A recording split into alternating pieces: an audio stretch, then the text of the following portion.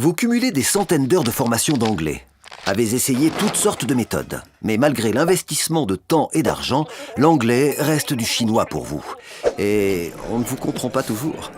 Ou alors, vous avez déjà un bon, voire un très bon niveau d'anglais, mais ressentez toujours une gêne à l'oral et ne savez pas comment vous améliorer. Vous en avez marre qu'on vous réduise à votre accent français, so charming or so cute, et souhaiteriez le réduire. Alors, si les formations d'anglais traditionnelles n'ont pas encore eu raison de vous, il est temps de prendre le problème par le bon bout. Le bout de l'oreille. Que l'oreille soit impliquée dans les difficultés d'apprentissage d'une langue étrangère, la langue le sait déjà. Depuis la consonance latine entre oris et oris, à l'homophonie anglaise entre oral et oral. Alfred Tomatis, médecin otorino-laryngologiste, a homologué cette étymologie populaire en une loi dite loi Tomatis, selon laquelle la voix ne contient que ce que l'oreille entend. Autrement dit, bien parler anglais, c'est déjà bien l'entendre.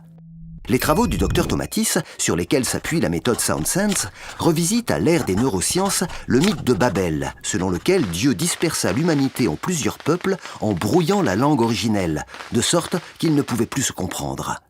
Dans son livre « Quand l'art rencontre la science », le biologiste Jean-Claude Amezen met en parallèle la tour de Babel, telle qu'elle est représentée par Peter Bruegel l'Ancien, et la structure de la cochlée, dans l'oreille interne. C'est par la division fréquentielle des langues que le docteur Tomatis modernise le mythe de Babel. Ainsi, si les Français ont structurellement tant de mal à comprendre et à parler anglais, c'est parce qu'ils sont français, les fréquences du français et de l'anglais étant diamétralement opposées. Polyglotte en puissance comme tout bébé, le français a dû, pour faire sienne la langue de sa mère, sélectionner certains sons et en négliger d'autres, en se spécialisant ainsi entre 125 et 250 Hz et entre 1000 et 2000 Hz, si bien qu'il n'a plus pied que dans le petit bassin des langues. Français et américains sont relativement proches puisqu'ils nagent dans des fréquences communes, mais l'américain se maintient jusqu'à 3500 Hz, tandis que le français coule dès 2000 Hz. Le britannique, lui, est comme un poisson dans l'eau entre 2000 et 12 000 Hz. Et si l'on dit communément des Slaves qu'ils apprennent facilement les langues étrangères, c'est qu'ils les entendent toutes. Apprendre l'anglais, c'est comme apprendre à nager. Sans bouée, on coule ou on panique. On n'est plus en mesure d'écouter. Mais sans professeur, on ne fait que flotter, sans avancer. Le principe actif de la méthode Sound Sense réside dans l'association d'une pédagogie de traitement du son. La, low, think, think, comedy, comedy. I'm going to.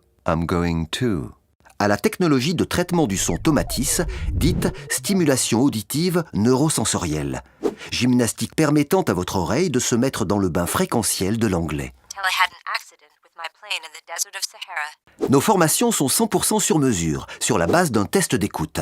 Une formation Sound Sense dure entre 2 à 4 mois et consiste en des cours one-to-one, en présentiel ou par visio, 1 à 2 fois par semaine, ainsi qu'en un entraînement à la perception et à la reproduction des sons et rythmes de l'anglais à réaliser à distance.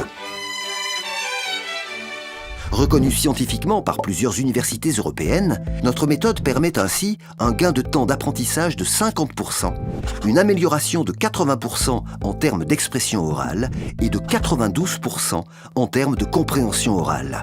Alors, n'ayez plus peur et jetez-vous à l'eau.